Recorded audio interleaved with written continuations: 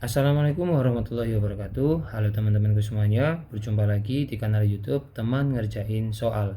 Saya doakan teman-teman selalu dalam kondisi sehat walafiat. Dan di dalam video ini saya akan membersamai teman-teman untuk mengerjakan latihan soal P3K kompetensi teknis untuk formasi perekam medis terampil di instansi Kejaksaan Republik Indonesia tahun 2025. Oke, tanpa berlama-lama lagi, langsung saja kita menuju soal yang pertama. Anda menerima berkas rekam medis seseorang korban kecelakaan lalu lintas yang juga merupakan saksi dalam sebuah perkara. Dokter menuliskan diagnosis 1, cedera kepala ringan, 2, luka robek di dagu. Berkas ini akan digunakan untuk klaim asuransi dan barang bukti. Bagaimana Anda menetapkan kode diagnosis yang paling akurat menggunakan ICD-10? A. Cukup menggunakan satu kode untuk cedera multiple karena penyebabnya sama. B. Memilih kode dari bab gejala dan tanda karena diagnosisnya belum spesifik. C. Menanyakan kepada dokter untuk menyederhanakan diagnosisnya menjadi satu istilah saja. D. Memberikan dua kode terpisah, satu dari blok S00S009 untuk cedera kepala dan satu dari blok S00-S09 untuk luka terbuka di kepala. Atau E. Menggunakan kode kecelakaan lalu lintas V01-V99 sebagai diagnosis utama pasien. Nah, untuk pertanyaan nomor 1 ini jawaban yang paling tepat adalah opsi yang D ya teman-teman. Nah, kenapa yang D? Jadi menurut aturan kodifikasi ICD-10, setiap kondisi cedera harus diberi kode secara spesifik. Cedera kepala ringan akan diklasifikasikan dalam kategori cedera kepala, misalnya S09.9, dan luka robek di dagu bagian dari kepala juga akan mendapatkan kode spesifik untuk luka terbuka, misalnya S01.8. Kodifikasi yang akurat dan spesifik sangat penting untuk validitas data, klaim asuransi, dan kekuatan bukti medis dalam konteks hukum. Kode penyebab eksternal yakni V-codes adalah kode tambahan, bukan diagnosis utama. Itu tadi adalah pembahasan untuk pertanyaan nomor 1. Sekarang kita lanjut ke pertanyaan nomor 2. Seorang penyidik dari kepolisian datang ke unit rekam medis Rumah Sakit Adiaksa. Ia menunjukkan surat permintaan resmi SPVR untuk mendapatkan resume medis seorang tersangka yang sedang dirawat. Sebagai perekam medis terampil yang menerima permintaan tersebut, apakah langkah pertama yang harus Anda lakukan? A. Langsung mencarikan berkas rekam medis pasien dan membuatkan resume sesuai permintaan. B. Menolak permintaan tersebut karena rekam medis bersifat rahasia dan tidak boleh diberikan kepada siapapun. C. Meminta penyidik untuk menunggu dan segera menelpon dokter penanggung jawab pasien untuk meminta izin. D. Menyarankan penyidik untuk meminta persetujuan tertulis dari keluarga tersangka terlebih dahulu. Atau E. Melakukan verifikasi keaslian surat dan identitas penyidik, kemudian memproses permintaan sesuai SOP pelepasan informasi untuk aparat penegak hukum. Nah, untuk pertanyaan nomor 2 ini jawaban yang paling tepat adalah opsi yang E ya teman-teman. Nah, kenapa kok yang E? Jadi, meskipun rekam medis bersifat rahasia, ada pengecualian untuk kepentingan penegakan hukum atas permintaan resmi. Namun, petugas rekam medis tidak boleh serta-merta memberikannya. Langkah pertama yang paling krusial adalah verifikasi. Pastikan surat permintaan tersebut asli dan resmi, serta identitas petugas yang meminta cocok. Setelah verifikasi, proses permintaan harus mengikuti standar operasional prosedur atau SOP yang berlaku di rumah sakit, yang biasanya melibatkan pencatatan dan persetujuan atasan. Nah, itu tadi adalah pembahasan untuk pertanyaan nomor 2. Sekarang kita lanjut ke pertanyaan nomor 3. Berkas rekam medis kasus visum et repertum atau VIR seorang korban penganiayaan dikembalikan ke unit Anda untuk diarsip. Saat melakukan analisis kelengkapan kuantitatif, Anda menemukan bahwa pada lembar hasil pemeriksaan laboratorium tidak ada stempel nama dan tanda tangan analis yang melakukan pemeriksaan. Apakah tindakan Anda yang paling tepat? A. Mengembalikan berkas tersebut ke unit laboratorium untuk segera dilengkapi oleh analis yang bersangkutan. B. Tetap mengarsipkan berkas tersebut karena yang terpenting adalah tanda tangan dokter pada kesimpulan visum. C. Melaporkan kepada kepala instansi rekam medis bahwa ada berkas yang tidak lengkap. D. Menghubungi analis laboratorium melalui telepon dan meminta izin untuk Anda yang membubuhkan paraf atas namanya. Atau E. Memberikan catatan belum lengkap pada sampul berkas dan menyimpannya di rak terpisah.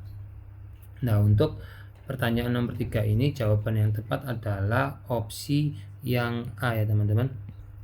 Jadi kenapa yang A?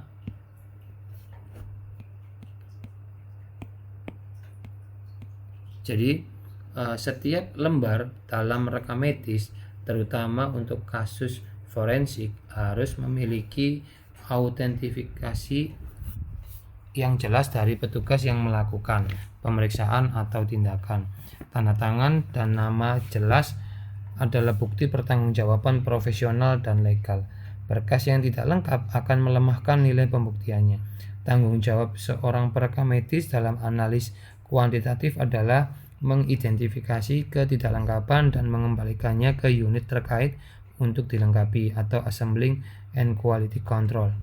Nah, itu tadi adalah pembahasan untuk soal nomor 3 gitu ya. Sekarang kita lanjut ke pertanyaan nomor 4.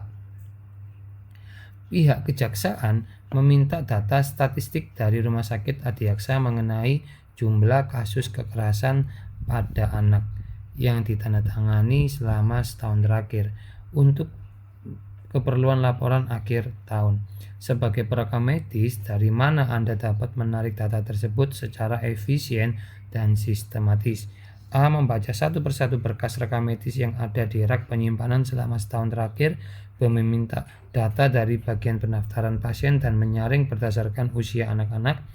C. Menggunakan sistem informasi rumah sakit untuk menyaring data berdasarkan kode diagnosis ICD-10 pada indeks penyakit, khususnya pada blok kode penyebab eksternal, misalkan Y07,X85-Y09. D. Melakukan wawancara kepada dokter di UGD dan poliklinik anak mengenai kasus yang mereka ingat. Atau E.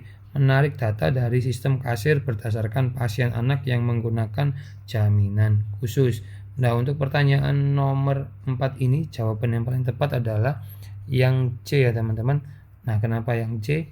Jadi fungsi utama dari kodifikasi dan indexing adalah untuk memudahkan pengambilan data statistik untuk berbagai keperluan seperti riset, laporan, dan lain-lain.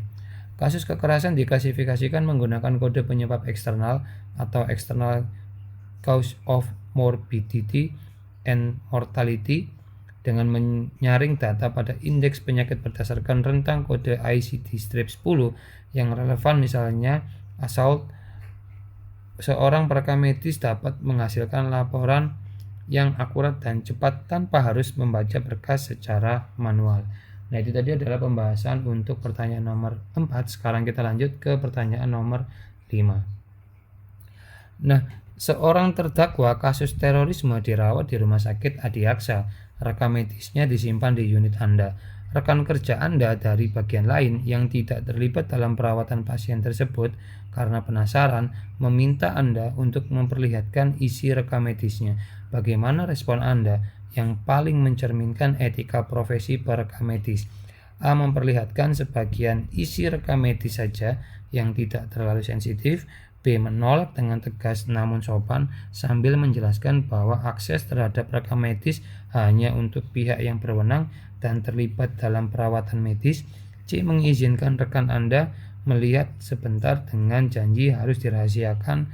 D. Menyuruh rekan Anda untuk meminta izin langsung kepada pasien atau keluarganya.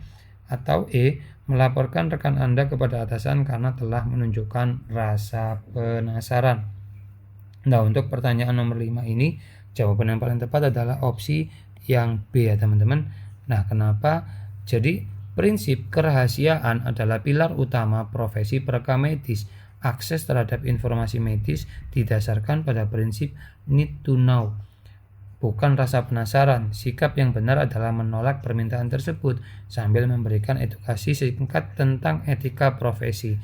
Ini menjaga integritas data, melindungi privasi pasien, dan menegakkan standar profesionalisme tanpa harus menciptakan konflik yang tidak perlu, seperti langsung lapor ke atasan.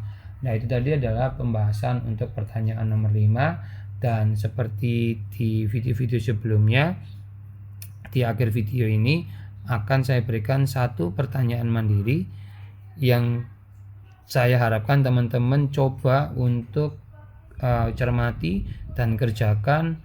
Dan jika teman-teman berkenan, silahkan menambahkan jawaban yang teman-teman pilih di kolom komentar dan sampaikan kenapa teman-teman memilih opsi tersebut, sehingga nanti bisa menjadi bahan diskusi dengan teman-teman yang lainnya.